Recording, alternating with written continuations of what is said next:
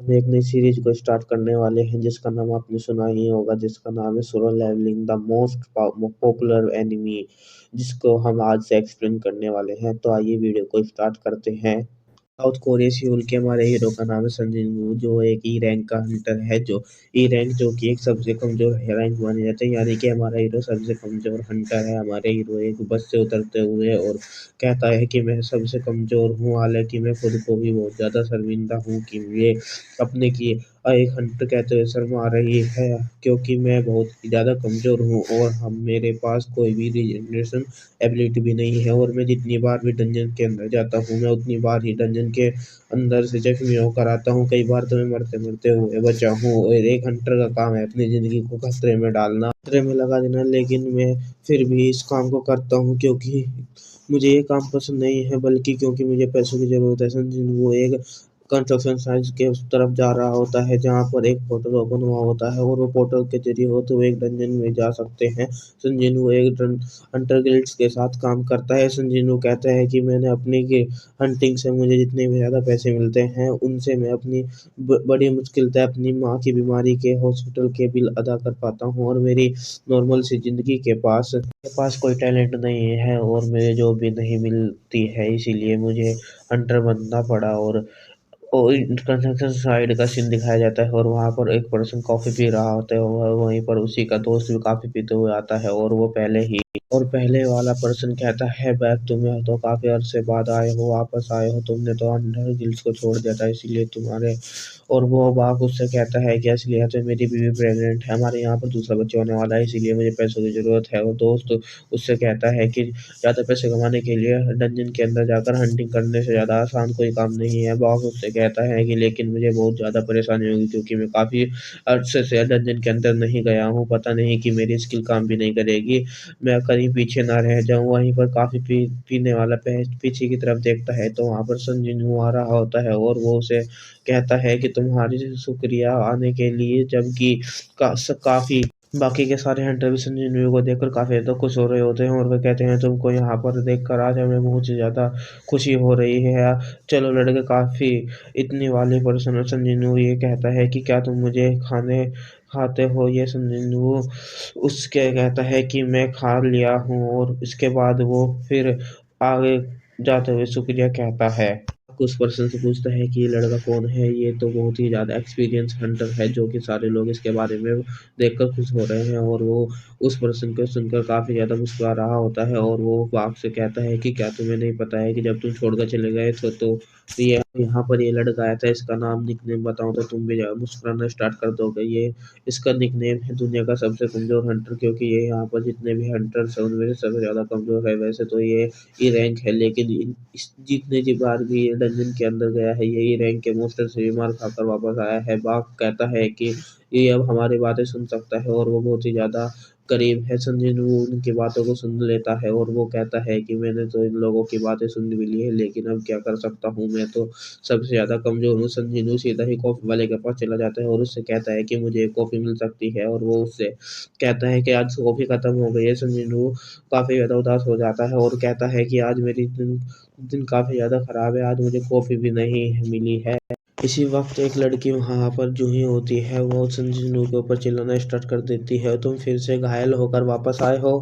वो उससे कहता है कि तुम भी हमारे साथ आज डंजन में जाने वाली हो। तो जूही उससे कहती है कि हाँ मैं जाने वाली हूँ, लेकिन मुझे ये बताओ कि तुम्हारे चेहरे के ऊपर ये चोट कैसे लगी। संजीव उससे कहता है कि मुझे नहीं पता है, हंटिंग के दौरान शायद ये चोट लग गई होगी। जूही उससे कहती है कि ऐसा कैसे हुआ है। ये हंटिंग के दौरान फिर दोनों बैठ गए होते हैं। संजीव उसे सारी बातें बताता है। जूही उससे कहती है कि क्या तुम्हारी इतनी ज़्यादा जख्मी हो गए थे कि तुम्हें हॉस्पिटल जाना पड़ा। संजीव उससे कहता है कि हाँ मैं हम लोग ये रैंक के मिशन पर थे, जहाँ पर ही रैंक के मॉन्स्टर ने ये पर मेरी सारी टीम में से सिर्फ मैं ही अकेला था जो जख्मी हो गया था। जूही भी उससे कहती है कि क्या ऐसा कैसे हो सकता है, क्या तुम्हारे पास कोई हीलर नहीं था। संजय उससे कहता है कि इसलिए ऐसा है, मेरी टीम के सारे लोग मुझसे ज़्यादा रैंक वाले थे, इसलिए उन्होंने अपने साथ हीलर रखने से मना कर दिया था। जूही भी उससे कहती है कि लेकिन फिर भी उन्हें अपने साथ ही हीलर रखना तो चाहिए था। जिन्होंने उससे कहता है कि कोई बात नहीं, असलियत में वे लोग मुझसे स्ट्रांग थे, बल्कि मैं ही कमजोर था। फिर संजीनू खड़ा हो जाता है और जूही से कहता है कि मुझे लगता है कि सारे लोग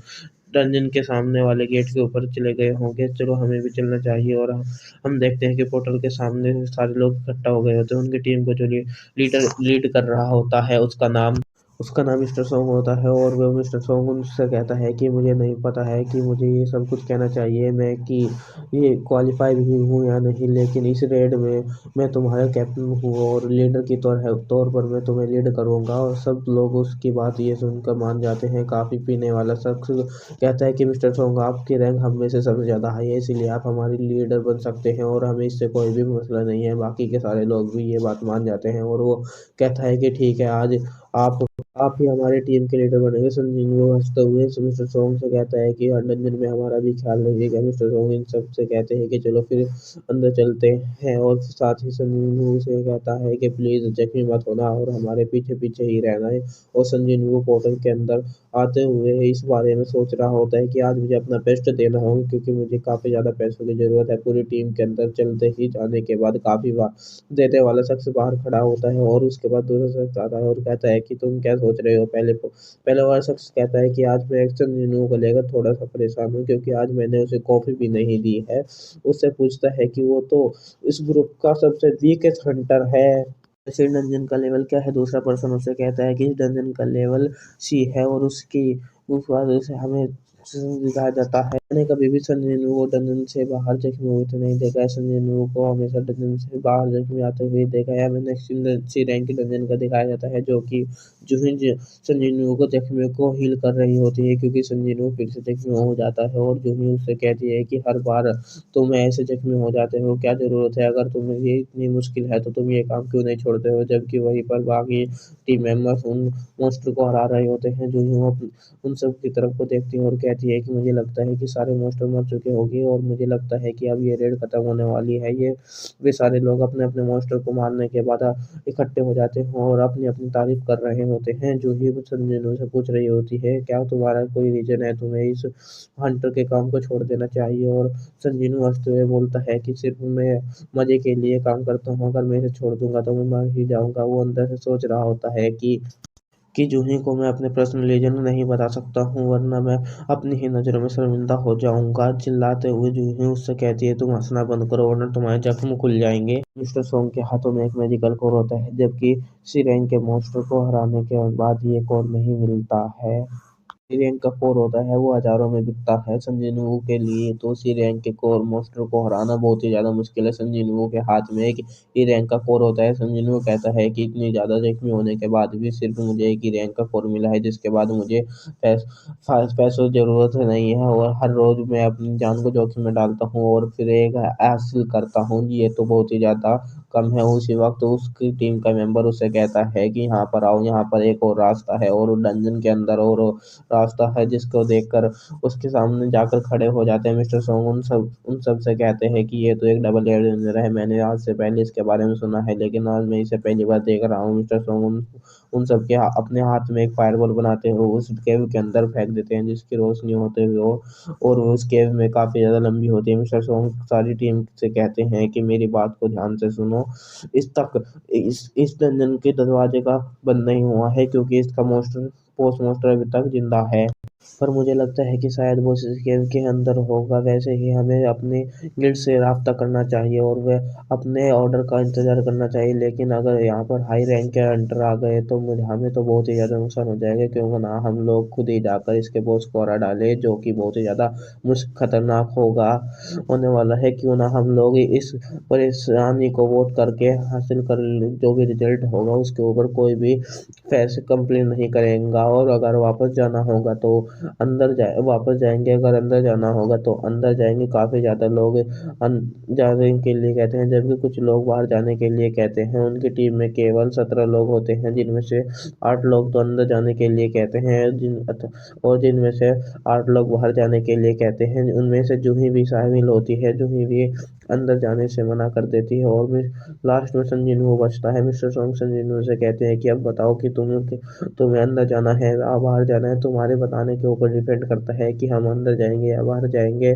संगू के हाथ में उसका एक ही रैंक का कोर होता है और उसे देखते हुए कहता है कि मुझे अपनी बहन को कॉलेज में एडमिशन भी कराना है और मुझे अपनी माँ के बिल्स भी एडमिट करने हैं, हॉस्पिटल के बिल्स भी देने हैं। उससे कहता है मैंने फैसला कर लिया है कि हम लोग अंदर जाएंगे और बॉस को हराएंगे। और सारे लोग गुफा के अंदर चलना स्टार्ट कर देते हैं। काफी देर के बाद चलते हुए वहां के बाद कहते हैं यहाँ पर तो रास्ता खत्म ही हो नहीं रहा है। काफी देर तक हमें चलते हुए रहे हैं, आप आस पास के बात करते हुए रहते हैं और वे कहते हैं कि बॉस को हराने के बाद हम डंजन्स के गेट खत्म तो बॉस को हराने के बाद डंजन का गेट 1 घंटे के अंदर बंद हो जाता है और हमें यहाँ पर चलते हुए 40 मिनट हो गए हैं। अगर हमने बॉस को हरा भी डालते हैं तो हम वापस निकल नहीं पाएंगे जहाँ पर अगर हम बॉस को हरा डालते हैं तो हम वापस नहीं जा पाएंगे। और संजीनू जूही से कहता है कि वो आप मेरी वजह से तुम यहाँ पर आना पड़ा है, क्या तुम यहाँ पर आने वोट करता हूँ तो मैं तुम लोग बाहर चले जाते थे। जूही उससे कहती है कि मुझे परेशानी नहीं हो रही है, ज़रूरत नहीं है, बिल्कुल ठीक हूँ। संजीनू उससे कहता है कि वाकई में तुम बिल्कुल ठीक हो। जूही बहुत ही ज़्यादा गुस्सा हो जाती है और उससे कहती है कि अगर मैं सच कहूँ तो मैं बिल्कुल भी ठीक नहीं हूँ, तुम्हारी वजह से मुझे यहाँ पर आना पड़ा है। मिशन बहुत ही ज़्यादा डेंजरस है, तुम्हें जरा सा भी अंदाजा नहीं है कि तुम्हें हील करने में मैंने अपनी कितनी ज़्यादा पावर को यूज़ कर लिया है और हम फिर से डंजन्स के बोर्ड से फाइट करने के लिए जा रहे हैं। अगर तुम जरा जख्मी हो जाते हो तो मैं तो तुम्हें कैसे हील करूंगी। और संजीव कहता है कि सिर्फ ये इसी की वजह से मैं अभी तक जिंदा हूँ क्योंकि एक भी रैंक की हीलर है और ये हमेशा से मुझे फ्री में हील करती है। संजीव जूही से सॉरी कहता है। जूही उससे कहती है कि मुझे तुम्हारी सॉरी की ज़रूरत नहीं है। जूही साथ हो जाती है। संजीव से कहता है कि अगर मुझे माफ़ कर दोगी तो उससे कहती है कि मुझे तुम्हें माफ़ी मांगनी है तो मुझे खाने पर लेकर चलो। संजीव की उसकी ये बातें सुनकर शर्माना स्टार्ट कर देता है। जूही भी उसकी तरफ देखती है और उससे कहती है कि क्या तुम मेरे साथ खाना खाने के लिए नहीं जाना चाहते। संजीव घबरा जाता है और उससे कहता है कि नहीं, ऐसी बात नहीं है, हम दोनों दिन के ख़त्म हो जाने के बाद बाहर जाकर आखिर हम लोग चलते हैं। एंड द एंड पे आखिर उस रंजन में पहुंच जाते हैं। बड़ा सा दरवाजा होता है। मिस्टर सॉन्ग उससे कहते हैं कि मुझे लगता है कि ये इस दरवाजे की दूसरी तरफ बॉस होगा और दरवाजे की तरफ देखते हैं कि अगर ये बॉस का रूम है तो यहाँ पर बहुत ज़्यादा डेंजरस खतरा होना चाहिए था, यहाँ पर तो कोई भी मॉन्स्टर न होना ही चाहिए था। मिस्टर सॉन्ग आगे बढ़ते हैं और दरवाजे को खोलते हुए उन लोगों से कहते हैं कि क्या तुम यहाँ पर चल आने के बाद भी खाली हाथ जाना चाहते हो। मिस्टर सॉन्ग उनसे कहते हैं कि मुझे लगता है कि हम लोग यहाँ पर आने वाले पहले हंटर है, अगर हम लोग यहाँ पर डर कर रहे हैं तो तुम वापस जा सकते हो। मुझे अगर अकेले जाना पड़ा तो मैं अकेले ही चला जाऊंगा। वो सारी टीम वाले लोग बातें करना शुरू कर देते हैं और वो कहते हैं कि मिस्टर सॉन्ग सी रैंक के डंजन और उनकी स्किल्स भी बहुत ही ज़्यादा अच्छी है, उन पर हमें भरोसा कर लेना चाहिए। चलिए हम सब लोग उसके पीछे चलते हैं। मिस्टर सॉन्ग दरवाज़ा खोल देते हैं और फिर सारे लोग उस दरवाजे के अंदर दाखिल हो जाते हैं। जैसे ही वे अंदर दाखिल होते हैं तो मसाले जलना स्टार्ट कर देते हैं। मिस्टर सॉन्ग उससे कहते हैं कि मैंने आज से पहले ऐसी कोई न्यूज़ नहीं देखी है, फैसला है कि और मैंने आसपास की देखते हैं कि वहाँ पर कोई भी है चीज़ें होती है यहाँ पर वे कहते हैं कि फैल जाते हैं और यहाँ पर जो चीज़ होती है उसे हासिल कर लेते हैं। यहाँ पर कोई भी आता है, यहाँ पर कोई काफ़ी बड़े हल से कोई भी नहीं आया है। यहाँ पर सामने एक कुर्सी पर एक बहुत ही बड़ी स्टैचू बैठी हुई होती है, जो वहाँ पे छोटी-छोटी स्टैचू भी होती है। उनके हाथों में वेपन्स अजीबो-गरीब चीज़ें होती है जैसे कि वेपन्स और किसी के हाथों में तो मैजिक इंस्ट्रूमेंट भी होते हैं। संजीव उन्हें देखकर कहता है कि यहाँ पर तो बहुत ही ज़्यादा स्टैचूज़ है, ये तो बहुत ही ज़्यादा डरावना है। इनको देखकर तो ऐसा लगता है कि ये सब लोग हमें घूर रहे हैं और उन सब का ध्यान तो स्टैचू के ऊपर होता है जो कि बीच में होती है। वो सब कहते हैं कि ये बहुत ही बड़ा है और उन सब लोगों का बॉस लगता है। मिस्टर सॉन्ग उनसे कहते हैं कि ऐसा नहीं हो सकता है, ये स्टैचू उनका कोई बॉस नहीं है, सिर्फ ये एक स्टैचू है। यार आज के गाइस कैसे हो आप सब लोग। हाजिर हूँ सोलो लेवलिंग के एक और नए एपिसोड के साथ। जिसने अभी तक का मेरे चैनल को सब्सक्राइब नहीं किया है वो चैनल को सब्सक्राइब कर ले, वीडियो को लाइक कर दे और वीडियो को शेयर कर देना। तो आइए शुरू करते हैं आज की वीडियो को। स्टार्टिंग वहीं से होती है जहाँ से पहला एपिसोड खत्म होता है, लेकिन बाकी सारे स्टैचू में से सिर्फ यही एक है जो कि बड़ा है और वे सारे एरिया को चेक करने के बाद कहते हैं यहाँ पर तो सिर्फ कोई भी मॉन्स्टर नहीं है, ना ही कोई बॉस है, सिर्फ इन स्टैचू के अलावा यहाँ कुछ भी नहीं है। मिस्टर सोंग की नज़र एक मैजिकल सील पर पड़ती है। मिस्टर सोंग ने मैजिकल सील को भी देख रहे होते हैं और उन्हीं की टीम का एक बंदा उस मिस्टर सोंग से कहता है कि मिस्टर सोंग यहाँ पर आइए, यहाँ पर स्टैचू के ऊपर कुछ लिखा होता है। और वे सारे लोग स्टैचू के सामने जाकर खड़े हो जाते हैं। उसमें से स्टैचू के ऊपर कुछ लिखा होता है। मिस्टर सोंग उसे पढ़ना शुरू कर देते हैं। उसके ऊपर हेडिंग्स में लिखा होता है कॉन्टिनेंट टेम्पल और उसके हाथ में एक टैबलेट को पकड़ा हुआ होता है। उस टैबलेट के ऊपर 3 कमिटमेंट लिखी होती है, जिनमें से पहली कमिटमेंट के ऊपर लिखा होता है लॉर्ड की पूजा करना, दूसरी कमिटमेंट में लिखा होता है लॉर्ड की तारीफ करना, तीसरी कमिटमेंट में लिखा होता है अब लॉर्ड को अपनी वफादारी को साबित करना। इस वक्त जूही को किसी मूर्ति की आंख हिलती हुई लगती है। वो जिन्नू से कहती है, जिन्नू उसकी आंख हिल रही है। जिन्नू उससे कहता है तुम्हें कोई गलतफहमी हो गई है, ऐसा कुछ भी नहीं हो सकता है, वो तो सिर्फ एक मूर्ति है। लेकिन जिन्नू को भी कुछ अलग सा महसूस होता है और वो कहता है कि मुझे अचानक से इतना ज़्यादा डर महसूस क्यों हो रहा है। मिस्टर सोंग जो कि अभी भी उसे पढ़ रहे होते हैं और वे कहते हैं कि इस कमिटमेंट के नीचे लिखा हुआ है अगर कोई इन तीनों कमिटमेंट को फॉलो नहीं करता है तो वो इस कमरे से जिंदा नहीं जाएगा। और इसी के साथ दरवाजा बंद हो जाता है। दरवाजे के बंद होते ही वे सारे हंटर घबरा जाते हैं और वे कहते हैं कि आखिर हम बाहर कैसे जाएंगे, तो दरवाजा तो बंद हो गया है, हम देखते हैं कि नहीं जा पाएंगे। और उनमें से एक बंदा कहता है तुम सब लोग ऐसे ही बकवास कर रहे हो, ये तो सिर्फ भी नहीं है, अभी मैं जाकर दरवाज़ा खोलता हूँ और वो बाहर जाता हूँ और बॉस का खजाना और जो कुछ भी है तुम लोग आप रख सकते हो, मैं वापस नहीं आऊँगा। और वो जैसे ही दरवाजे के हाथ लगाता है, मिस्टर सोंग चिल्लाते उससे कहते हैं कि दरवाजे के हैंडल से दूर रहो। उसी वक्त एक स्टैचू हिलता है और उसी के हाथ में एक बहुत ही बड़ा कुल्हाड़ी होती है और उससे उस पर्सन को मार देता है। और इसी के मरने के बाद स्टैचू फिर से अपनी जगह पर खड़ा हो जाता है। अपनी टीम के एक मेंबर को मरते हुए देखने के बाद बाकी टीम के मेंबर काफ़ी ज़्यादा डर गए होते हैं और कहते हैं कि क्या इन सारे स्टैचू से हमें फाइट करनी होगी, ये तो बहुत ही बड़े हैं।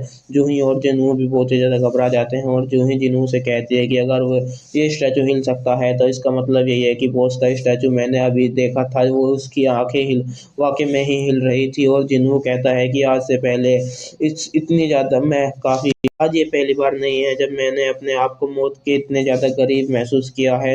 जब मैं हंटर गिल्ड्स में ज्वाइन किया था तो मैं अपनी रेड टीम से दो अलग हो गया था और मेरे ऊपर एक ई रैंक के मॉन्स्टर ने अटैक किया था, जिसकी वजह से मैं 1 हफ्ते तक हॉस्पिटल में रहा था। फिर एक बार मैं एक डंजन के दौरान मैं काफ़ी दिनों तक बंद रहा था, जिसमें भूख की वजह से मरने ही वाला था। हालांकि सारे डंजन लो रैंक के थे, फिर भी हर बार मैं मरते मरते बचा हूँ। लेकिन बाकी के सारे टीम के मेंबर मैजिकल कोर को बेचकर अपने लिए बेहतर वेपन खरीद सकते हैं ताकि वे अपने स्ट्रॉन्ग बना सकें और वे हर बार अपने पैसे कमा सके। लेकिन मैं ऐसा नहीं कर सकता हूँ, मुझे अपनी माँ के हॉस्पिटल के बिल भी देने थे, इसीलिए मैंने अपने लिए कोई भी वेपन नहीं खरीदता था और मैं बिना वेपन के ही डंजन में आ जाता था। इसी के अलावा मेरे पास हीलर को भी नहीं होता था, क्योंकि हीलर को भी पैसे देने पड़ते थे और अगर मैं बहुत ही ज़्यादा जख्मी हो जाता था तो गिल्ड के दोस्त मुझे अपने हीलर से ही हील करा देते थे। और वो यहाँ तक कि मेरे दोस्त भी बात करते थे कि ये तो हर बार डंजन के अंदर जख्मी होकर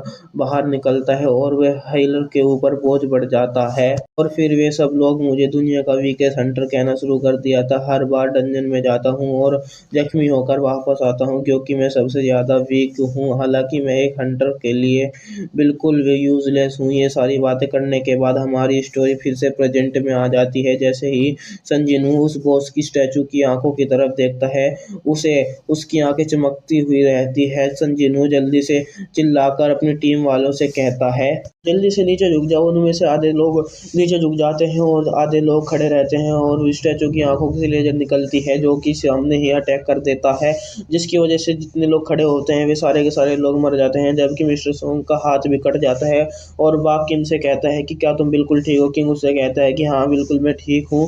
अब वे सारे लोग अभी नीचे ही झुके होते हैं और किंग से कहता है कि अगर बड़ी मुश्किल से मैं बचा चाहूँ, अगर जिन्हों ने चिल्लाकर नहीं कहा होता कि हम लोग अभी तक मर चुके होते, जूही इन सब की वजह से बेहोश हो जाती है। जिन्हों उसके पास बैठा हुआ होता है और उसे पकड़ रहा होता है। मिस्टर सोंग चिल्लाकर बाकी के सारे टीम मेंबर से कहते हैं अपनी जगह पर बैठे रहो, अगर तुम में से कोई खड़े होने की कोशिश करता है तो अगर हम खड़े होंगे तो ये फिर से अटैक करना स्टार्ट कर देगा। मिस्टर सोंग जिन्हों के पास आ जाते हैं और उससे कहते हैं कि तुम्हें घबराने की जरूरत नहीं है, ये सिर्फ बेहोश हुई है। हालांकि ये एक बी रैंक की हीलर है, ये सिर्फ एक बेसिक रेड पे रह जाती है, लेकिन ये वाली रेड एक बेसिक नहीं लग रही है। जितने भी लोग तुम्हारी बात सुनकर झुक गए थे वे सब लोग बच गए हैं, और जितने भी लोग तुम्हारी बात नहीं सुनी थी वे सारे लोग मर गए हैं। जिन्हों उनसे कहता है कि वाकई में ऐसी बात है, तो मिस्टर सोंग कहते हैं कि क्या तुम्हें इसलिए चिल्लाए नहीं थे कि तुम्हें पता चल गया था कि ये लेजर अटैक करने वाला है? जिन्हों मिस्टर सोंग से कहता है नहीं, ऐसी कोई बात नहीं है, बस लगा था कि यहाँ पर खतरा है इसलिए मैंने कहा कि नीचे झुक जाओ। जिन्हों की नज़र मिस्टर सोंग की बाजू पर पड़ती है और वो मिस्टर सोंग से कहता है कि मिस्टर सोंग आपकी बाजू कट गई है। मिस्टर सोंग जिन्हों से कहते हैं कि कोई बात नहीं है, ऐसे छोटी मोटी हादसे में होते रहते हैं, जल्दी से और मेरी बाजू की ब्लीडिंग को रोको, और ऐसा नहीं है कि रोकने की मदद करो। मैं बाजू को कटने के फिर भी बैठ जाता हूँ। और मिस्टर सोंग कहते हैं कि तुम्हें क्या लगता है कि इस बॉस का लेवल क्या होगा? वैसे तो मैं आज से पहले मुझे भी नहीं पता है कि इसका लेवल क्या होगा। आज से पहले मैं ए रैंक या डी रैंक की ही रेड में ही गया हूँ, कभी कभी मैं बी रैंक की भी रेड में चला जाता था। मिस्टर सोंग उससे कहते हैं कि इतना ही कह सकता हूँ कि ये डंजन कोई ए रैंक की हो सकती है या फिर बी रैंक की। हालांकि बी रैंक के डंजन में इतने ज़्यादा खतरनाक मॉन्स्टर नहीं होते हैं, और जो बॉस होगा मुझे लगता है कि उसका एस रैंक का मॉन्स्टर हो सकता है। साथ ही मिस्टर सोंग कहते हैं कि उससे स्टैचू के ऊपर लिखा हुआ था कि तीनों कमिटमेंट के बारे में, पहली कमिटमेंट पूजा करना है, दूसरी कमिटमेंट तारीफ करना है, तीसरी कमिटमेंट अपने वफादारी को साबित करना है। लेकिन अगर कोई ऐसा नहीं करता है तो वह जिंदा बाहर नहीं जा सकता। और जिन्हों मिस्टर सोंग से कहता है कि तो इसका मतलब ये है कि कुर्सी पर बैठा हुआ ये इन सब का लॉर्ड है और हम इसको नहीं हरा सकते। यहीं पर फिर से हमें एक बैकग्राउंड स्टोरी बताई जाती है। आज से 10 साल पहले पोर्टल्स ओना अपीयर हो गए थे। ऐसी बहुत ही अजीब गरीब बातें होना शुरू हो गई थी। हमारे इंसानों में से बहुत ही सारे इंसान अवेकनर मतलब कि एंटर बनने स्टार्ट हो गए थे। उनके अंदर बहुत ही ज़्यादा सुपर एबिलिटीज आना स्टार्ट हो गई थी। उनमें से मैं भी था। मेरे पास कोई सुपर एबिलिटी नहीं थी, इसलिए मैं सिर्फ ए रैंक का एंटर बनकर रह गया। हालांकि मैं नॉर्मल इंसानों से काफ़ी ज़्यादा पावरफुल, लेकिन दूसरे एंटर्स के मुकाबले मेरी पावर बहुत ही कम है। कोई नॉर्मल इंसान इन पोर्टल्स को पार करके इनमें नहीं जा सकता है। सिर्फ हम लोग हीरो या इन पोर्टल्स को पार करके इन मॉन्स्टर को मार सकते हैं। और वे कई बार तो ऐसा होता है इन डंजन में से कोई ऐसे मॉन्स्टर निकल आते हैं जो कि हमारी सोच से भी ज़्यादा खतरनाक होते हैं। संजीव मिस्टर सोंग से कहता है कि अब आप ठीक है, आपकी ब्लीडिंग तो बिल्कुल भी रुक नहीं रही है। मिस्टर सोंग कहते हैं कि इसके अलावा हम लोग अभी क्या भी कर सकते हैं। यहाँ पर आते वक्त मैंने अपने साथ 3 हीलर को लिया था। उनमें से एक हीलर तो उस मॉन्स्टर की लिपीम से मर गया है, दूसरा हीलर बहुत ही ज़्यादा डरा हुआ है, और तीसरा हीलर तो अभी तक का पहले ही बेहोश हो गया था।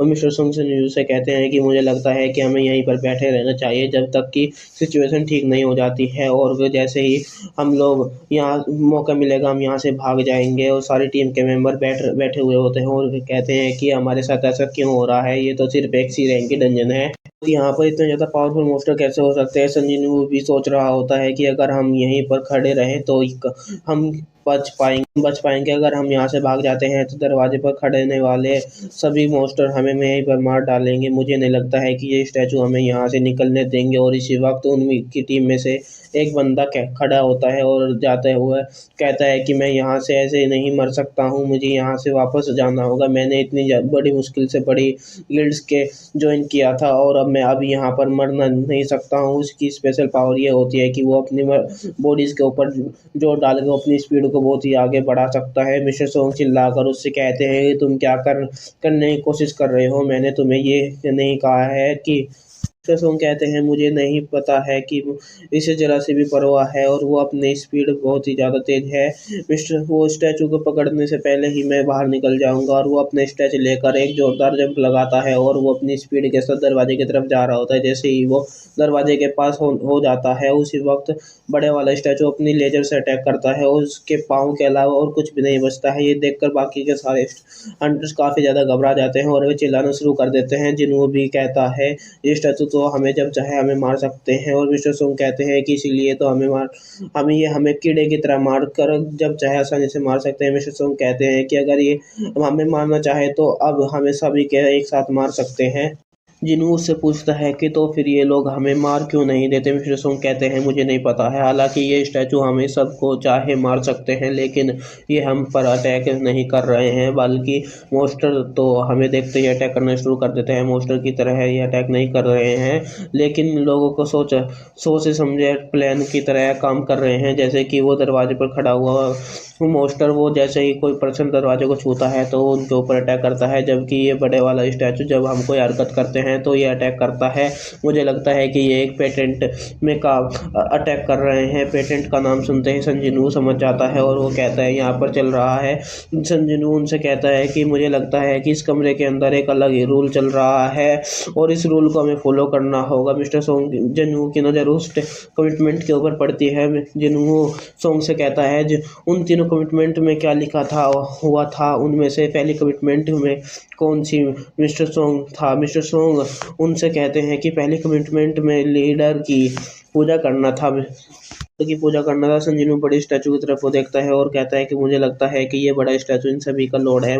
साथ ही वो साथ अपने ऊपर उठ जाता है और थोड़ा सा उठता है और मिस्टर सोंग से कहता है कि कहीं तो तुम पागल तो नहीं हो, तो तुम मर जाओगे। मिस्टर सोंग कहते हैं जिन्हों से कहता है कि ऐसी बात नहीं है, मुझे लगता है कि मुझे समझ में आ चुका है कि ये बड़े वाला स्टैचू हमारे ऊपर जब अटैक नहीं करता है जब हम कोई हरकत करते हैं, बल्कि ये हमारे ऊपर जब अटैक करता है जब हम सेनेटर हाइट से ऊपर उठते हैं। मुझे लगता है कि मैंने इस पहली कमिटमेंट को मतलब समझ लिया है। जिन लॉर्ड की पूजा करने का मतलब उसके सामने झुकना है, हम सबको इसके सामने झुकना होगा। मिस्टर किम और बेक उससे कहते हैं कहीं तुम पागल तो नहीं हो गए, इसका मतलब क्या हो सकता है। जिन्हों उनसे कहता है कि मैं बिल्कुल ठीक हूँ और लॉर्ड की पूजा करने का मतलब यही है कि हम सबको इसके सामने झुकना होगा और हम इसके सामने झुकेंगे तो ये हम लोगों पर अटैक नहीं करेगा। मिस्टर सोंग उससे हंसते हुए कहते हैं कि इसके अलावा हम कुछ भी नहीं कर सकते हैं और फिर वो सबसे कहते हैं कि सभी लोग इसके सामने झुक जाओ और सारे लोग स्टैचू के सामने झुक जाते हैं और वे कहते हैं कि हमें जिंदा रहना है और हमें यहाँ पर निकल जाना है। अगर हमें ऐसा करना है तो हम लोग यहाँ पर निकलने के लिए हम लोग ऐसा ज़रूर करेंगे। इसी तरह सारे लोग झुक रहे होते हैं। इसके बाद स्टैचू की तरफ से वो तो बड़ी स्टैचू की तरफ देखते हैं, वो बड़े स्टैचू के फेस के एक्सप्रेशन बदल जाते हैं, वो हंसना शुरू कर देता है उसके चेहरे के। और बैंक कहता है कि इसके चेहरे के एक्सप्रेशन के साथ हमें वो चीज़ ऐसे हमें इस तरह को देख रहा है, कुछ हो रहा है। मिस्टर जिन्हों फिर से सोच रहा हो उसका वो कहता है कि पहले इसने कितने ज़्यादा लोगों को अटैक किया है और हमें से आधे से ज़्यादा लोगों को इसने मार दिया है। जितने लोग अब जिंदा है वे कितनी देर तक इसके सामने झुके रहेंगे। और वह कहता है कि मुझे लगता है कि इसने अटैक करना बंद कर दिया है, मुझे लगता है कि हम लोग खड़े हो सकते हैं। क्या वाकई में इसने हमारे ऊपर अटैक करना हमारे जो काम आया है। बैंक बिल्कुल हैरान होगा, बिल्कुल खड़ा हो जाता है और इसी के साथ वो अटैक करना बंद कर दिया होता है।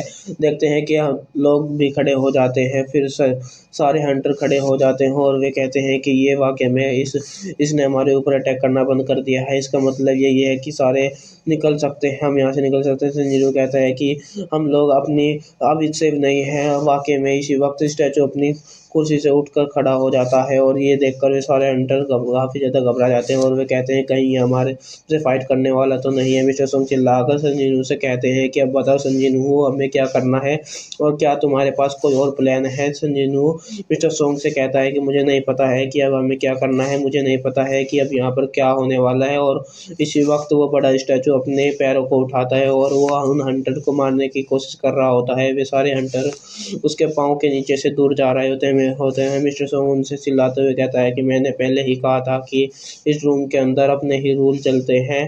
कमिटमेंट को फॉलो करना होगा। पहले रूल का मतलब था कि हमने उसकी पूजा करनी होगी, वो हमने कर दी है और हमें इसकी तारीफ करनी होगी। इसका मतलब ये है कि हमें इसकी प्रेयर करनी होगी। और फिर कहते हैं कि हमें तो प्रेयर करना नहीं आता है और फिर उनमें से एक हंटर कहता है कि मुझे प्रेयर करना आता है क्योंकि इससे पहले मैं एक चर्च में गाइस कैसे हो आप सब लोग।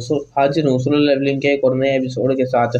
जिसने अभी तक का मेरे चैनल को सब्सक्राइब नहीं किया है वो चैनल को सब्सक्राइब कर ले, वीडियो को लाइक कर दे और वीडियो को शेयर कर देना। तो आइए शुरू करते हैं आज की वीडियो को। एक हंटर कहता है मैं ऐसा कर सकता हूँ क्योंकि मैं पहले एक चर्च का मेंबर हुआ करता था, मैं वहाँ पर गॉड के लिए प्रे करता था। और वो आगे बढ़ता है और अपने गले में पड़े हुए क्रॉस को नेकलेस को पकड़ लेता है और कहता है लॉर्ड मैं आपका ही बंदा हूँ, मैं आपको अपनी ब्लेसिंग की मेरे ऊपर बारिश करनी होगी, मुझे एक नया बंदा बना दीजिए, मेरे गुनाहों से पाक कर दीजिए, मेरे अंदर की सारी कमजोरियों को ख़त्म कर देना और डिजीज़ को भी ख़त्म कर देना। और मैं आप ही का हूँ बंदा हूँ, मैं आपसे प्यार करता हूँ और आपको भी मेरी मदद करनी होगी। किंग कहता है कि क्या वाकई में इसकी प्रे काम कर रही है? बैक कहता है कि शायद काम कर रही है क्योंकि वो सच्चे मन से प्रे कर रहा है। लेकिन इसी वक्त वो स्टैचू अपने पैरों पर खड़ा हो जाता है और उस हंटर को अपने पैरों से कुचल कर मार देता है और वे सारे के सारे बहुत ज़्यादा घबरा जाते हैं, इधर-उधर भागने स्टार्ट कर देते हैं। और मिस्टर किंग कहते हैं कि ये तो कोई इसकी प्रे कैसे कर सकते हैं, ये कोई गॉड नहीं है बल्कि ये तो एक डेविल है। और जिन्हों कहता है कि अगर हम आगे जाते हैं, अगर हम पीछे जाते हैं तो ये जो गार्ड के तौर पर खड़े हैं वे सारे लोग स्टैचू हमें मार डालेंगे, अगर हम सेंटर में रहते हैं तो ये बड़े वाला स्टैचू हमारे ऊपर पैर रखकर कुचल डालेगा। जिन्हों उन सारे स्टैचू की तरफ को देखता है और कहता है किसी के पास कुल्हाड़ी है तो किसी के पास आरी है, किसी के पास तलवार है और किसी के पास तो इंस्ट्रूमेंट है। लोग यहाँ पर हम भाग नहीं सकते हैं, हम लोग यहाँ पर क्या कर सकते हैं, मुझे सोचना ही होगा। फिर वो हैरान हो जाता है और वो कहता है कि दीवार के साथ साथ जो छोटे स्टैचू है उनके पास तो हथियार नहीं है, आधों के पास हथियार है, आधों के पास तो म्यूजिकल इंस्ट्रूमेंट है, लेकिन उनके पास म्यूजिकल इंस्ट्रूमेंट क्या क्या कर रहे हैं, क्या वे म्यूजिकल इंस्ट्रूमेंट के साथ हमारे ऊपर अटैक करने वाले हैं। और वे जुनून सोचता है कि ऐसा नहीं हो सकता है, जैसे ही हम लोग उन गार्ड के करीब जाते हैं वे हमारे ऊपर अटैक कर देते हैं, इसका मतलब ये है कि उनके पास हथियार है इसीलिए वे अटैक करते हैं। अगर हम इंस्ट्रूमेंट वाले के पास जाएंगे तो वे लोग हमारे ऊपर अटैक नहीं करेंगे क्योंकि उनके पास तो म्यूजिकल इंस्ट्रूमेंट है, हथियार नहीं है। जिनू सारे हंटर से चिल्लाकर कहता है जल्दी से भागकर म्यूजिकल इंस्ट्रूमेंट वाले स्टैचू के पास चले जाओ। मिस्टर सोंग भागते हुए एक म्यूजिकल इंस्ट्रूमेंट के पास चले जाते हैं, जैसे ही वे उसके सामने जाकर खड़े होते हैं वो स्टैचू अपने म्यूजिकल इंस्ट्रूमेंट को बजाना शुरू कर देता है। मिस्टर सोंग बाकी के सारे हंटर्स को कहते हैं कि सारे हंटर अटैक वो हमारे ऊपर अटैक नहीं करेंगे, तुम सारे म्यूजिकल इंस्ट्रूमेंट के सामने जाकर खड़े हो जाओ। और वे सारे के सारे म्यूजिकल इंस्ट्रूमेंट के साम ढूँढ कर उनके सामने जाकर बैठ जाते हैं। वो इंस्ट्रूमेंट बजाना शुरू कर देते हैं। मिस्टर किंग भी जाकर एक स्टैचू के सामने जाकर बैठ जाते हैं और वे बहुत ही ज़्यादा स्टार्ट कर देते हैं क्योंकि वे मिस्टर बाग की मौत से काफ़ी ज़्यादा अपसेट होते हैं कि जिन्होंने जूही का हाथ पकड़ा हुआ होता है और वे दोनों साथी होते हैं जिन्होंने जूही को भागते हुए एक स्टैचू के सामने जाकर खड़े हो जाते हैं और कहते हैं तुम बजना स्टार्ट जल्दी से बजो। और लेकिन वो स्टैचू नहीं बजा रहा होता है, जिन्हों और जूही दोनों घबरा जाते हैं आखिर ये क्यों नहीं बज रहा है। तो जूही रोना स्टार्ट कर देती है और जिन्हों से कहती है कहीं ऐसा तो नहीं है एक स्टैचू के नीचे दो लोग खड़े नहीं हो सकते हैं। जैसे ही ये बात जिन्हों को समझ में आती है वो जूही का हाथ छोड़ देता है और वहाँ से भागता जाता है, दूसरी तरफ जाता है और वो जूही से कहता है कि तुम यहीं पर रहना तो तुम सेव रहोगी। यहीं पर एक लास्ट में स्टैचू होता है, जिन्हों भागते हुए उसी की तरफ जा रहा होता है लेकिन बड़े वाले स्टैचू ने उसके ऊपर अटैक करना शुरू कर देता है। वो बड़ी मुश्किल से उसके अटैक को डॉज करता है और भागते हुए उस स्टैचू के सामने जाकर खड़े हो जाता है। लेकिन गलतफहमी हो जाती है क्योंकि उस स्टैचू ने अपने हाथ में शील्ड पकड़ी हुई होती है। मिस्टर सॉन्ग उससे चिल्लाकर कहते हैं जिन्हों तुम वहाँ से जल्दी से भाग जाओ क्योंकि उसने उसके हाथ में कोई म्यूजिकल इंस्ट्रूमेंट नहीं है, वो तो उसके हाथ में बल्कि एक शील्ड होती है। और जिन्हों वो उसके सामने जाकर गिर जाता है, वो स्टैचू अपनी शील्ड के साथ जिन्हों के ऊपर अटैक कर देता है। जिन्हों फिर से गिरसते हुए दूसरे स्टैचू की तरफ जा रहा होता है और कहता है कि मुझे इंस्ट्रूमेंट वाला कोई स्टैचू ढूंढना होगा। इसी के साथ वो अपने गॉड से कहता है कि अगर कोई गॉड है तो उसे मेरी मदद करनी होगी, ऐसा स्टैचू ढूंढने में देना होगा जिससे मेरी जान बच जाएगी। जिन्हों कहता है कि अभी मैं जिंदगी और मौत के बीच में खड़ा हूँ, मेरे हाथ में जिंदगी की डोर है जैसे कि वो बल्कि टूटने वाली हो। लेकिन इसी के साथ गिरसते हुए के सामने पहुंच एक स्टैचू के सामने पहुंच जाता है और वो स्टैचू गाना शुरू कर देता है जिसकी वजह से जिन्हों की जान बच जाती है। ये सारे इस कमरे के स्टैचू होता है। उन चारों स्टैचू के गाने गाने के बाद वो दूसरी कमिटमेंट भी पूरी हो जाती है और वो बॉस मॉन्स्टर भी वहीं पर रुक जाता है। जूही भागते हुए जिन्नू के पास जाती है और जिन्नू से पूछती है कि क्या तुम ठीक हो। जैसे ही जूही की नज़र जिन्नू के पैर के ऊपर पड़ती है तो अपने मुंह के ऊपर हाथ रख कर रोना शुरू कर देती है क्योंकि लास्ट अटैक की वजह से जिन्नू की टांग कट गई होती है। जूही की खड़ी होती है और उसके पास टांग के पास बैठकर उसे अपनी मैजिकल ही पावर से हील करने की कोशिश करती है। जिन्नू वो जूही से कहता है कि तुम्हें ऐसे करने की ज़रूरत नहीं है। तुम मुझे हील नहीं कर पाओगे। जूही उससे कहती है कि तुम आराम से बैठे रहो, मुझे अपनी कोशिश करने दो। जूही अपनी बहुत ही ज़्यादा मैजिकल पावर को इस्तेमाल कर लेती है, जिसकी वजह से उसके नाक और मुंह से खून निकलना शुरू हो जाता है। मिस्टर सोंग और बाकी के सारे हंटर जूही के लिए परेशान हो जाते हैं और वे कहते हैं जूही बिल्कुल ठीक है और हमें इस बात की भी खुशी है कि जिन्हों भी बच गया है। मिस्टर किंग कहते हैं कि हम लोग यहाँ पर 17 लोग आए थे, हम सिर्फ अब 6 लोग जिंदा बचे हैं। उनमें से 2 लोग तो बहुत ही ज़्यादा जख्मी हैं। मिस्टर सॉन्ग का हाथ कट गया है, जिन्हों की टांग कट गई है। मिस्टर किंग सॉन्ग से कहते हैं कि ये तो बिल्कुल बहुत ही बुरा हुआ कि आपका हाथ कट गया है, लेकिन ये सब आप ही की गलती की वजह से हुआ है। टीम लीडर के तौर पर आपने गलत फैसला लिया है।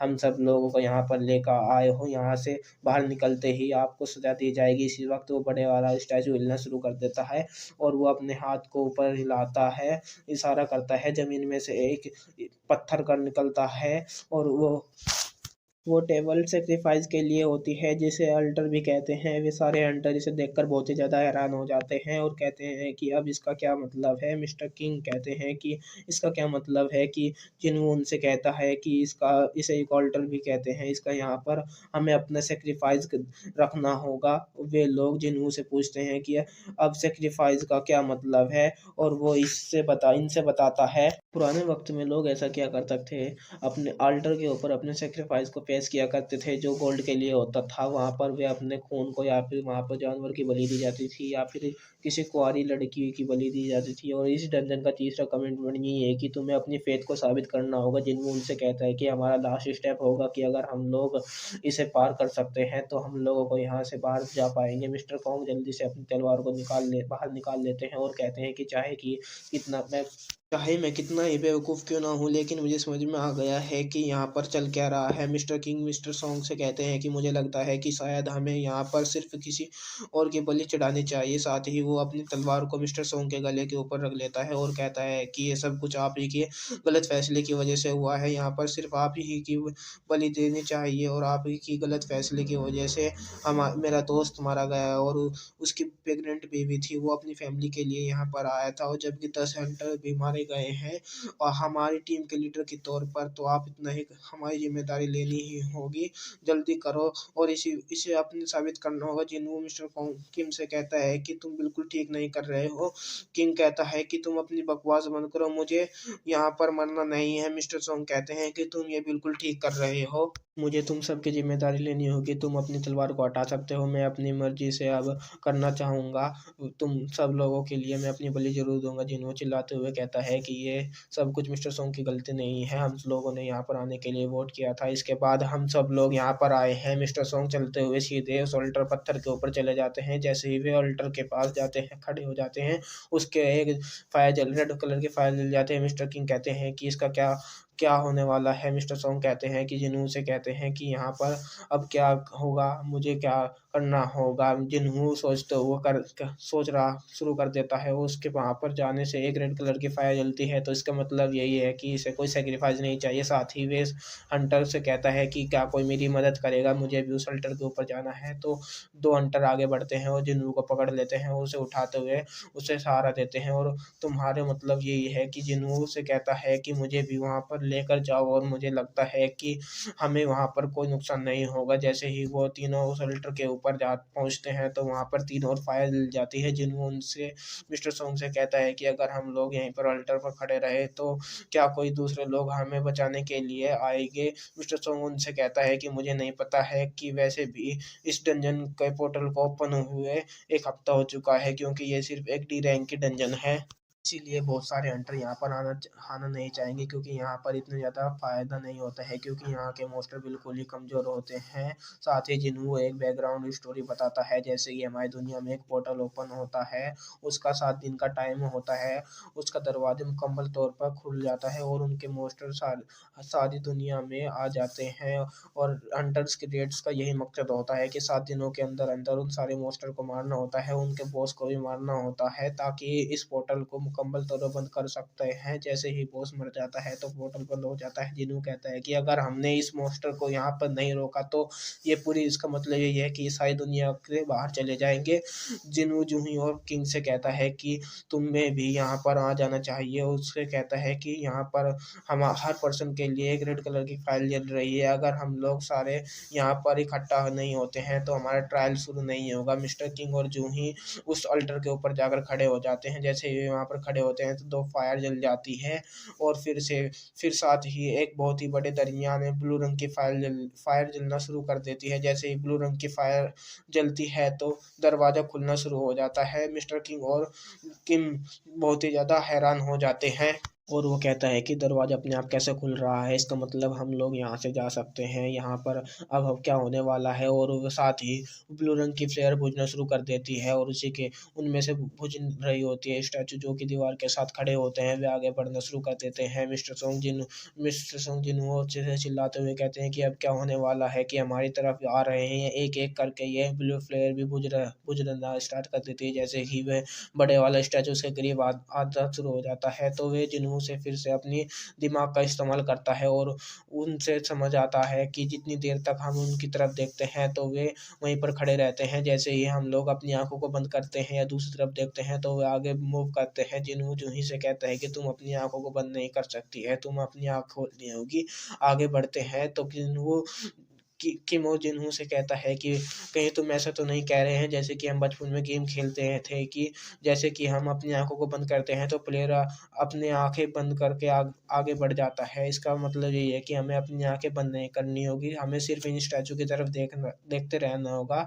वे स्टैचू जैसे ही अपने करीब बढ़ रहे हैं उनमें से एक हंटर लड़की बहुत ही ज़्यादा चिल्लाते हुए घबरा जाती है और वहाँ से भागना शुरू कर देती है। वो दरवाजे की तरफ भाग जाती है। जैसे ही वो अल्टर को छोड़ती है तो उसके नाम की फायर बंद बुझ जाती है और लेकिन वो लड़की भागते हुए दरवाजे से बाहर निकल जाती है और इसे देखकर मिस्टर किंग बहुत ही ज़्यादा हैरान हो जाते हैं और कहता है कि इससे तो कुछ भी नहीं हुआ है, ये तो यहाँ से बाहर चली गई है। मिस्टर सोंग भी कहते हैं कि ऐसा कैसे हो सकता है, दरवाजे तो जिन वो दरवाजे से जिंदा बाहर कैसे चली गई है। एक बंदा कम हो जाने की वजह से दरवाजा थोड़ा सा बंद हो जाता है। जिन्हों सोचते हुए कहता है कि आखिर इन सब का क्या मतलब हो सकता है। जैसे कि हम 6 लोग इस अल्टर के ऊपर खड़े थे तो 6 के लिए एक एक रेड फायर जलती हुई थी, इसके आसपास ब्लू फायर जल रही थी, यहाँ पर तो खत्म हो जाने की शुरुआत हो गई है। जैसे कि एक हंटर दरवाजे की तरफ बाहर चला गया है, उसमें से रेड कलर की रेड फायर बंद हो गई है जिसकी वजह से दरवाजा थोड़ा सा बंद हो गया है। इस दरवाजे का खुलना कोई ट्रैप भी हो सकता है। सबसे पहले हमने लॉर्ड की पूजा करी है, उसके बाद हमने लॉर्ड की प्रे करी है और अब अपनी वफादारी को साबित कर रहे हैं। आखिर हमें यहाँ पर इसी तरह वफादारी साबित करनी होगी और हम कैसे यहाँ से बाहर जा सकते हैं। जिन्हों के साथ खड़ा हुआ दूसरा हंटर भी उससे कहता है कि मुझे माफ़ कर देना, मैं और बर्दाश्त नहीं कर सकता हूँ। और वो जिन्हों को पीछे धक्का देते हुए कहता है कि वो वहाँ से भाग जाता है और वो दरवाजे की तरफ भाग रहा होता है और वो दरवाजे से बाहर निकल जाता है और उसके बाहर निकलते ही उसके नाम की रेड फायर भी बंद हो जाती है। जिन्हों चिल्लाकर किम से कहता है कि तुम लोग यहाँ पर इतने नहीं हो कि अब हम इतनी आंखें नहीं बची है कि हम हर स्टैचू के ऊपर नज़र रख सकते हैं। यार आज के लिए इतना ही। वीडियो को जहाँ से पहले एपिसोड खत्म होता है, पिछले एपिसोड में जिन्हों कहता है कि हमारे पास इतनी ज़्यादा आंखें नहीं होगी कि हम इन सारे स्टैचू की तरफ देख सकेंगे, ये स्टैचू हमारे करीब पहुंच जाएंगे और हम लोग यहीं पर मर जाएंगे। मिस्टर सॉन्ग उससे कहते हैं कि जिन्हों एक्सप्लेन करो तुम्हारी बात का क्या मतलब है। जिन्हों उनसे कहता है कि मेरी बात का ये मतलब है कि हमारी यहाँ पर रहना है तब तक कि जब तक ये ब्लू फिल्म ख़त्म नहीं हो जाएंगी। जैसे कि ये ब्लू फिल्म ख़त्म हो जाएंगी तो ये स्टैचू वहीं पर रुक जाएंगे और हम लोग बाहर जा पाएंगे। मुझे लगता है कि ये ब्लू फ्लेम एक टाइमर की तरह काम कर रही है। मिस्टर सॉन्ग जिन्हों से कहते हैं कि लेकिन मुझे ऐसा लग रहा है कि जैसे इन ब्लू फ्लेम का ताल्लुका सिर्फ दरवाजे के बंद होने से है। अगर ये सारी की सारी ब्लू फ्लेम बुझ जाती है तो दरवाजा मुकम्मल तौर पर बंद हो जाएगा और हम लोग बाहर नहीं जा पाएंगे। मिस्टर किंग कहते हैं कि वैसे मुझे कभी नहीं लगा था कि तुम्हारे जैसा ई रैंक हंटर भी हमारी इतनी ज़्यादा मदद कर सकता है। मुझे तुम्हारी बहुत शुक्रिया कर देना। तुम्हारा बहुत बहुत शुक्रिया। अभी तक तुम मेरी जान को बचा कर रखा है। मैंने हमेशा तुम्हारा मजाक उड़ाया है और तुम्हें एक कमजोर समझा है, और मैं आप अपनी बिहेवियर पर बहुत ही ज़्यादा शर्मिंदा हूँ। यहाँ पर बहुत सारे लोग आए थे जिन्होंने, बहुत सारे लोग मर चुके हैं, और जितने भी लोग जिंदा है वे सारे तुम्हारी वजह से जिंदा है। और साथ ही मेरी भी मैं रोना वो शुरू कर देता है और वो उनसे कहता है कि मेरी भी एक फैमिली है, मुझे यहाँ पर नहीं मरना है, मुझे जिंदा रहना है, मुझे माफ़ कर देना। मैं यहाँ पर मुझे लगता है कि मैं यहाँ पर ज़्यादा देर तक नहीं रह सकता हूँ। मुझे वापस जाना है अपनी फैमिली के पास। और मेरी मिस्टर सोंग अल्टर को छोड़कर भागते हुए दरवाजे से बाहर चले जाते हैं। वे कहते हैं कि मुझे माफ़ कर देना। जिन्हों बहुत ही ज़्यादा उदास हो जाता है और रोते हुए माँ वो कहता है, जिन्हों बहुत ही ज़्यादा उदास हो जाता है और माँ वो कहता है कि मुझे माफ़ कर देना। तुम्हारी इतनी ही ये तो तुम्हारी इस बात पर हंसी आ रही है। तुम्हें यहाँ से भाग जाने का मतलब ये है कि अब हम 3 लोग यहाँ पर जिंदा नहीं बच पाएंगे। जिन्हों अपने सर पर हाथ रखकर उदास होकर वहीं पर बैठ जाता है। और फिर जो मिस्टर सोंग दरवाजे की तरफ देखते हैं और कहते हैं कि मिस्टर किंग के भाग जाने के बाद दरवाजा थोड़ा ज़्यादा और क्लोज हो गया है। मिस्टर सोंग उनसे कहते हैं कि वैसे तो बहुत देर हो चुकी है, लेकिन मुझे समझ में आ गया है कि यहाँ पर क्या चल रहा है। जिन्हों से कहता है कि जूही को अपने साथ लेकर यहाँ से चले जाओ। जब तक कि इस अल्टर पर एक भी इंसान मौजूद रहेगा तब तक ये दरवाजा मुकम्मल तौर पर बंद नहीं होगा। तुम्हारी और जूही की ज़िंदगी अभी बहुत ही लंबी पड़ी है, तुम अभी भी जवान हो, जल्दी से यहाँ से चले जाओ। और मिस्टर सोंग जूही से कहते हैं कि जिन्हों की मदद करो, ये दोनों यहाँ से चले जाओ। लेकिन जूही डर के कारण ज़मीन पर बैठ जाती है और वो उसकी टांगें बिल्कुल भी काम नहीं कर रही होती है, क्योंकि थोड़ी देर पहले उसने जिन्हों को हील करने के चक्कर में अपनी सारी की सारी मैजिकल पावर को यूज़ कर लिया होता है। और वो कहती है मैं अब चल नहीं पाऊंगी।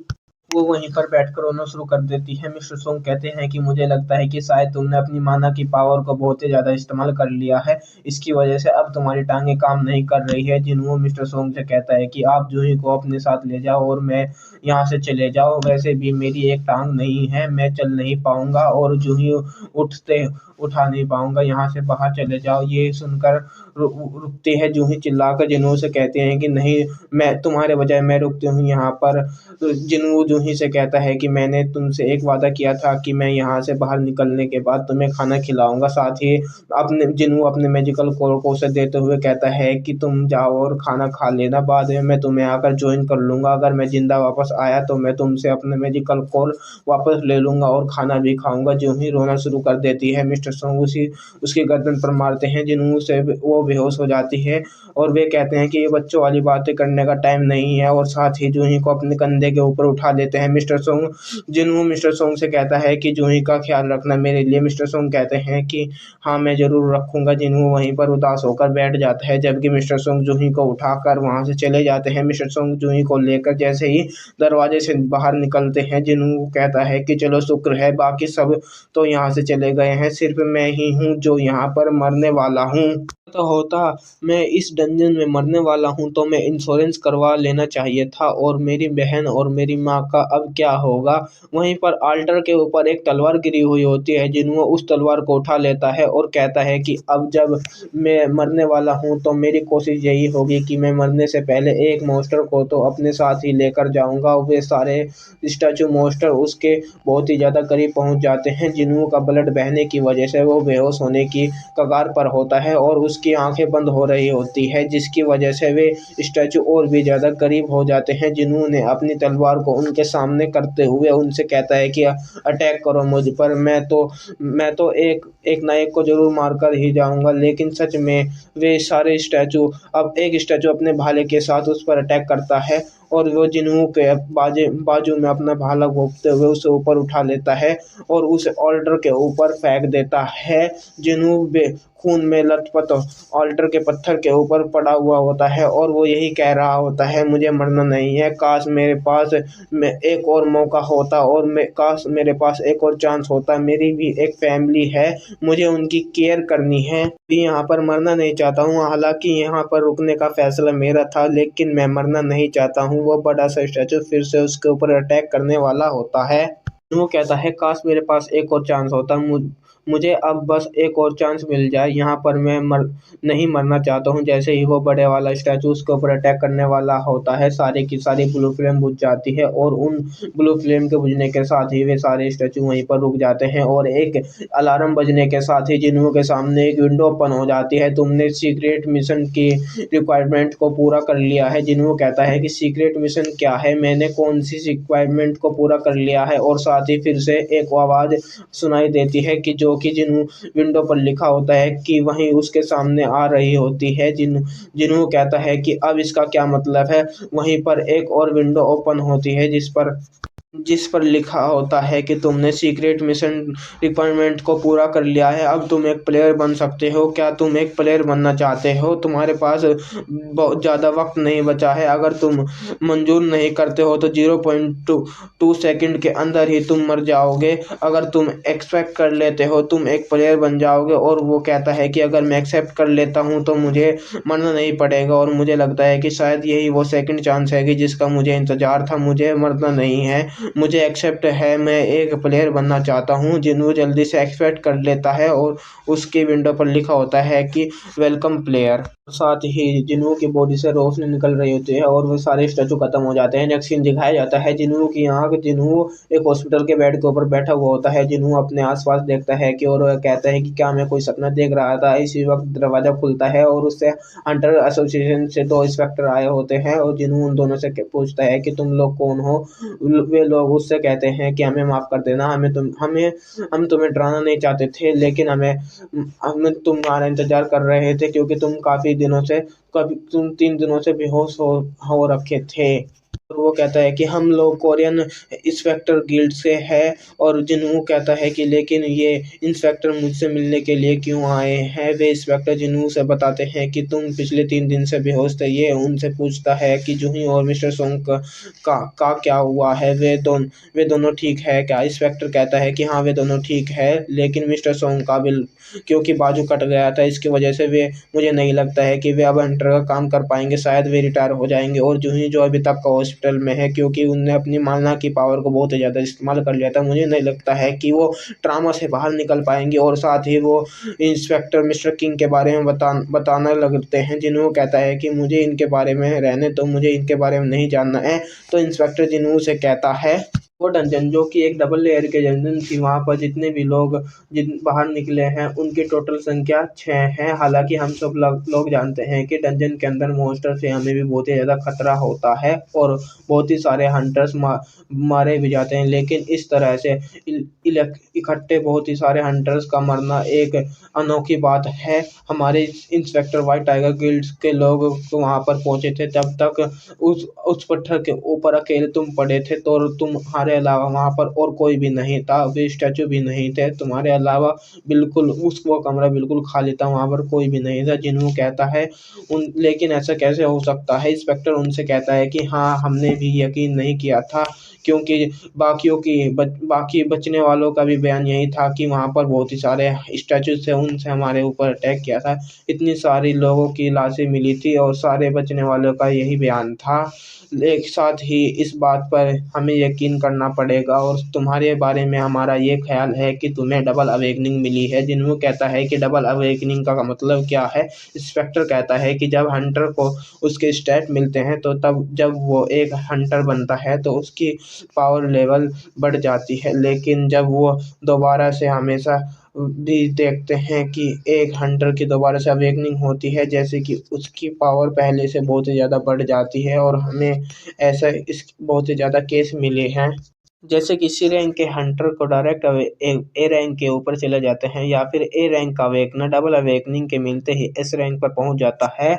और वैसे ही डबल अवेकनिंग हो जाती है जिस पर वे अपने साथ एक माना क्रिस्टल भी लाए थे, उसके ऊपर एक माना क्रिस्टल लगा होता है। जिन्हों से कहते हैं कि तुम्हें बस इसके ऊपर अपना हाथ रखना है और हमें पता चल जाएगा कि तुम्हारे अंदर कितनी पावर है। अगर वहीं पर तुमने इतने ज़्यादा खतरनाक मॉन्स्टर थे तो तुम्हारे जैसा नॉर्मल पावर वाला हंटर उन्हें हैंडल नहीं कर सकता है। उनके हैंडल करने के लिए तो ए रैंक का हंटर की ज़रूरत होती है या फिर एक एस रैंक के हंटर की ज़रूरत होती है। इसलिए हमें तुम्हारी पावर लेवल को चेक करना चाहते हैं।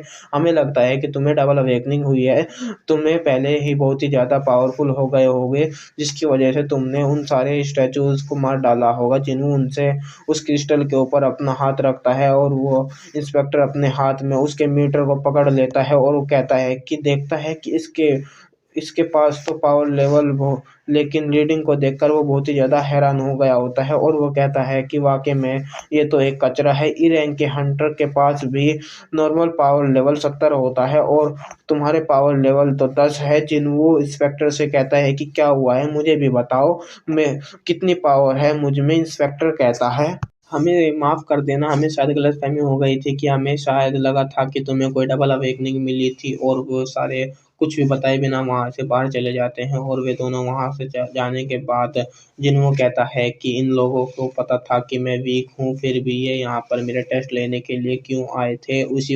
उसी वजह से जिन्हों के सामने एक विंडो ओपन होती है जिसके जिसके ऊपर मैसेज आ रहा होता है कि आपके पास एक अनरीड मैसेज है।